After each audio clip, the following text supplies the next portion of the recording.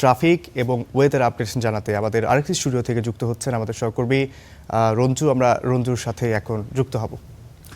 রৌফ, আপনাকে ধন্যবাদ। এবং আরেকটু জানিয়ে রাখি, আজকে হচ্ছে সাপ্তাহিক ছুটির দিন, তো বিভিন্ন অফিস, সরকারি বিশেষ করে অফিসগুলো বন্ধই আছে। আর যারা বেসরকারি অফিসগুলোতে যাবেন তাদের জন্য বেশ কিছু ওয়েদার আপডেট আপনাদেরকে জানিয়ে দেবো এবং ট্রাফিকের খবরাখবরও আপনাদেরকে জানিয়ে দেবো। তার আগে একটু জানিয়ে দিতে চাই আজকের যে বিশ্বের আবহাওয়া পরিস্থিতি এবং সেখানে বায়ুর মান কোনটার কেমন আছে। আইকিউ ওয়্যার ইন্ডেক্স যেটা রয়েছে, যারা বায়ুর মান নিয়ে কাজ করে এবং ওয়েদার আপডেট নিয়ে জানায়, তারা সবচেয়ে খারাপ ওয়েদার আজকে হচ্ছে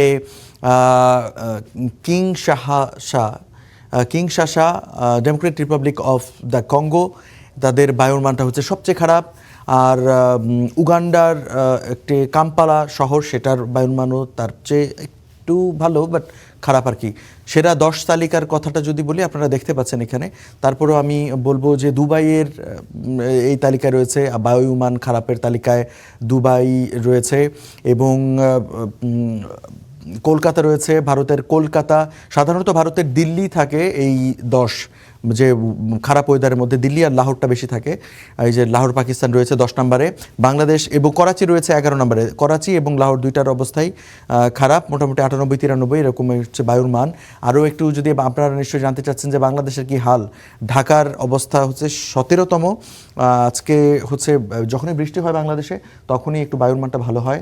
আর যদি বৃষ্টি না থাকে তাহলে কিন্তু সব সময় এই 10-এর মধ্যেই তাদের অবস্থান থাকে, মানে বায়ুর মানটা খারাপই থাকে। আমি তো মাঝে মধ্যে আমি লক্ষ্য করি এখানে যে 2-3-এ অবস্থান হয় বাংলাদেশের, আর অধিকাংশ সময় 1 বা 2-এ থাকে ভারতের কোনো একটি শহর। আর খারাপ শহরগুলোর তালিকা, মানে বায়ুমানে যাদের অবস্থান খারাপ তাদের তালিকা জানাচ্ছিলাম আপনাদের।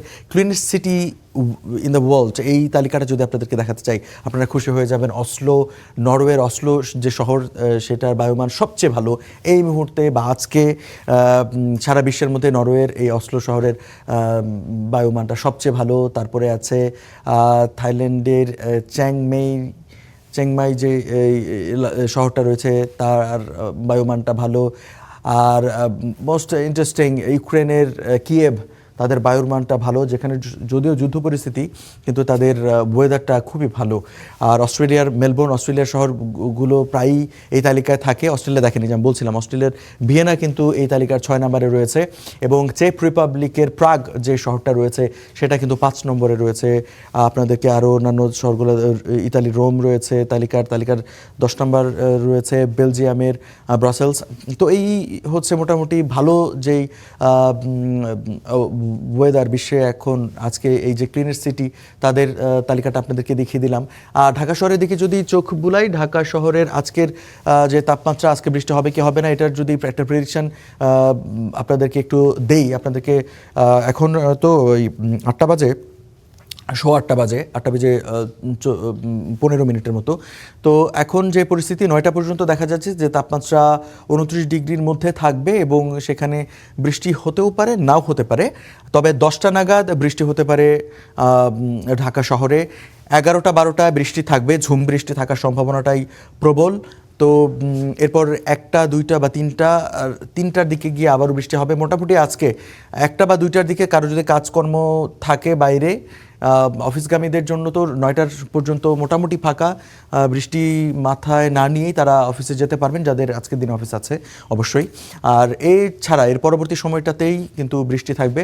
দুপুরে শুধু 1টা বা 2টা নাগাদ বৃষ্টি না থাকলেও পরে 3টা নাগাদ দেখা যাচ্ছে আবার বৃষ্টি হবে। তাই মোটামুটি এই ছিল আপনার ঢাকার যে চলাচলের আপডেট। যদি আপনি প্রয়োজনে বের হন, অবশ্যই ছাতা বা রেনকোট নিয়ে বের হবেন।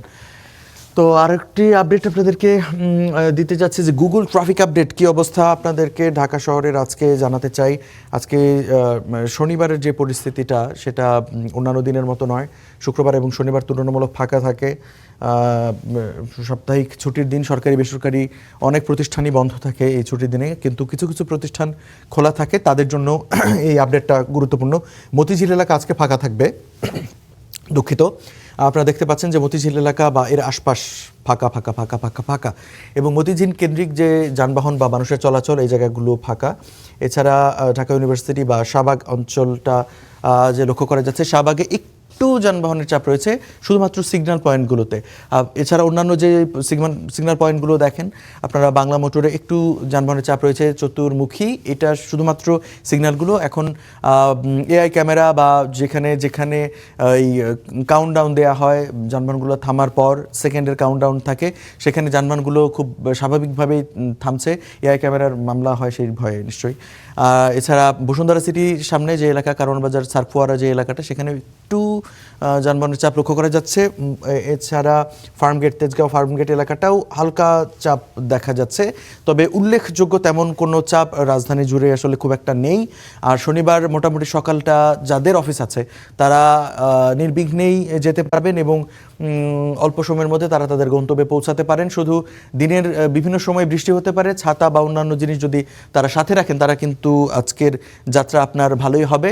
বৃষ্টির কথাটা মাথায় রাখলে হবে। তাপমাত্রা মোটামুটি ভালো থাকবে, খুব বেশি গরম হবে না। মোটামুটি এই ছিল আমার কাছে ওয়েদার আপডেট, এবং যারা আজকে দিনে অফিস যাবেন তাদের জন্য শুভকামনা জানিয়ে আমি এই মুহূর্তে ওয়েদার আপডেট থেকে বিদায় নিচ্ছি। চলে যাচ্ছি আমাদের মূল স্টুডিওতে, সেখানে রয়েছেন সহকর্মী আব্দুর রউফ।